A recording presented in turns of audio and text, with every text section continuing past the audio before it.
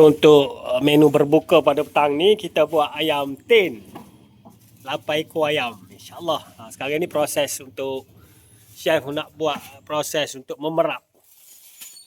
Ni bahan perapannya. Kari dah nak? Kari dah.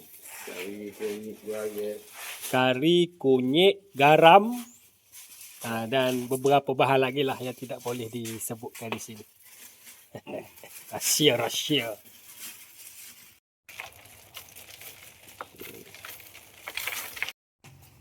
Ini proses pemerapan. Ayam tin. Kita berat dalam masa 3 SJ, paling kurang SJ. Kalau nak rasa sedap, kena berat seminggu. Oh, lumayan. Okey dah, beres dah. Boleh. Sudah diperap. InsyaAllah kita akan perap selama sejam.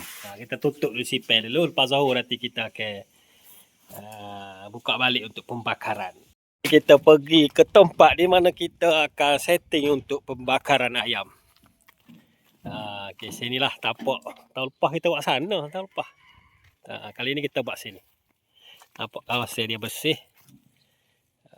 Okay, ini proses untuk penyediaan tempat. Di mana kita akan pacak ayam. Untuk satu tin tu 2 ekor ayam. Kemudian kita akan buat 4 tin lah maknanya untuk 8 ekor ayam ni.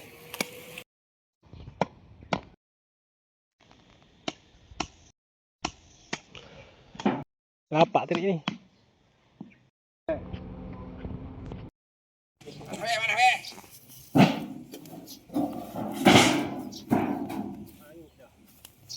Angin ya?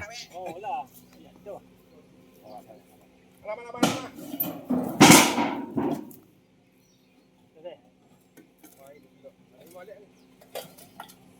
Panas Oh, lah ini panas. Ni, saya panas. Dekat.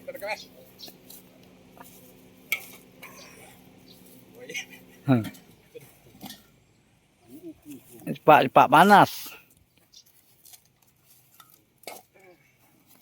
Dia baru-baru dia lepas.